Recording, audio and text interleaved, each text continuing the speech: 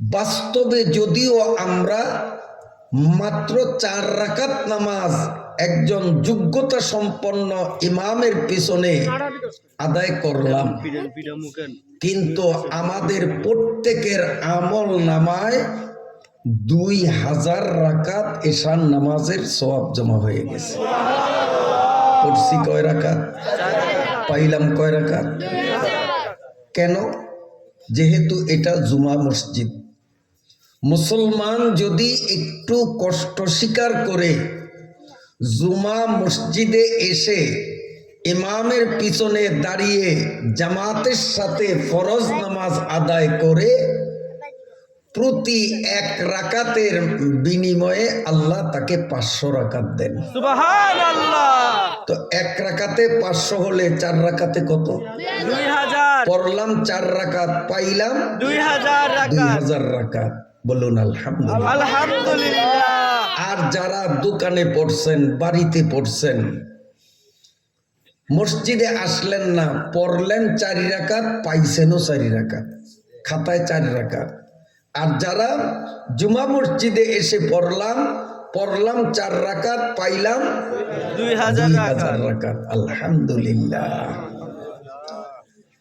আমার মা বোনরা, আপনারা যদি প্রতি ওয়াক্ত নামাজে মনের মধ্যে এই কল্পনাটা করেন, আল্লাহ তুমি আমাদেরকে মেয়ে মানুষ বানিয়েছ, পর্দার বাধ্যবাধকতায় আমাদেরকে বাধ্য করেছ, এই জন্য আমরা মসজিদে গিয়ে জামাতে নামাজ আদায় করতে পারলাম না।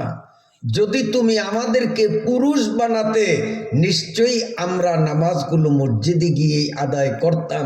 এমন একটা কল্পনা যদি আপনাদের মনে থাকে তো আপনারা একাই কিনি ঘরে নামাজ পড়বেন, আল্লাহ রাব্বুল আলামিন আপনাদেরকেও প্রতি রাকাতে 500 রাকাতের সওয়াব দিবেন।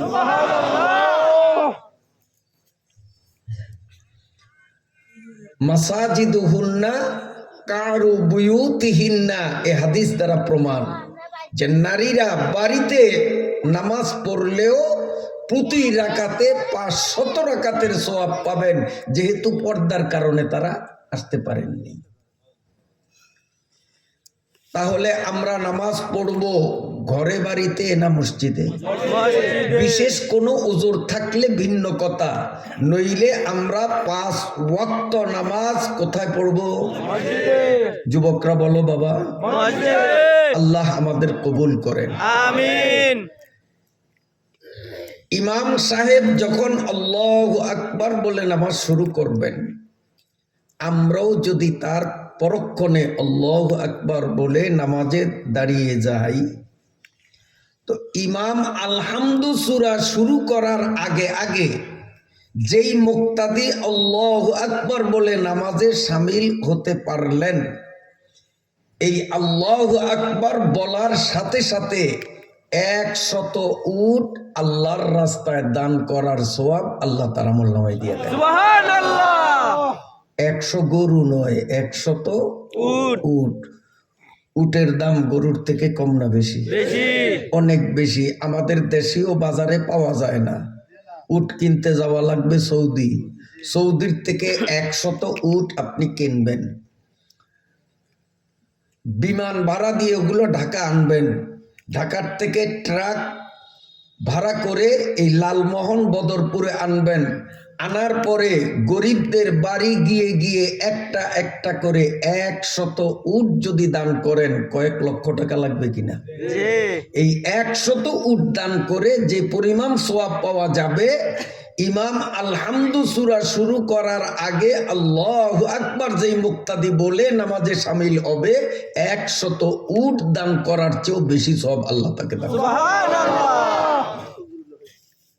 এরপরে ইমাম যখন সূরা পড়া আরম্ভ করবেন, আলহামদু সূরা, তারপরে অন্য কোন সূরা, ইমামের মুখ থেকে যতটা অক্ষর, শব্দ নয় অক্ষর উচ্চারিত হবে, প্রতিটি অক্ষরে অক্ষরে ইমাম সাহেবও পাবেন 100 সওয়াব, মুক্তাদিরও ভিন্ন ভিন্ন ভাবে প্রত্যেকে 100 করে সওয়াব পাবে। সুবহানাল্লাহ। এরপরে আল্লাহু আকবার বলে যখন রুকুতে যাবেন, রুকুতে হাঁটু ধরার সাথে সাথে নামাজি ব্যক্তির শরীরের ওজন সমপরিমাণ খাঁটি স্বর্ণ এতিম মিসকিন গরিবদের হাতে দান করার সমপরিমাণ সওয়াব আল্লাহ দান করবেন। শরীরের ওজন বরাবর স্বর্ণ। আল্লাহু আকবার। এরপরে কিছুক্ষণ রুকুর মধ্যে ঝুঁকে থেকে আমরা একটা তাসবিহ পড়ি, বলুন সুবহানা রাব্বিয়াল আযীম, সুবহানা রাব্বিয়াল আযীম, সুবহানা রাব্বিয়াল আযীম, কমপক্ষে 3 বার। যেই ব্যক্তি রুকুতেই 3 তাসবিহ পরিমাণ ঝুঁকে থাকবে, আল্লাহ রাব্বুল আলামিন ওই নামাজের আমল নামায় তৌরাত, জবুর, ইনজিল, কোরআন সহ 100 আসমানি কিতাব খতমের সমপরিমাণ সওয়াব দিয়ে দিবে। আমার ভাইরা বাবাজিরা কান খুলে শুনুন, আল্লাহু আকবার বলে যখন সিজদায় গমন করি, নাক কপালটা সিজদার জায়গায় লাগাবার সঙ্গে সঙ্গে আদম আলাইহিস সালাম থেকে নিয়ে কিয়ামত পর্যন্ত পৃথিবীতে মানুষের সংখ্যা যত হবে, জিনদের প্রথম জিন হলো মারিজ। এই মারিজ থেকে নিয়ে কিয়ামত পর্যন্ত জিনের সংখ্যা যত হবে, জিন আর ইনসান দুই জাতের সংখ্যা যোগ করলে যোগফল যত হবে, নামাজি ব্যক্তি নাক কপাল সেজদার জায়গায় লাগাবার সঙ্গে সঙ্গে জিন ইনসানের সংখ্যা বরাবর সওয়াব আল্লাহ তার আমল নামায় দিয়া দেয়।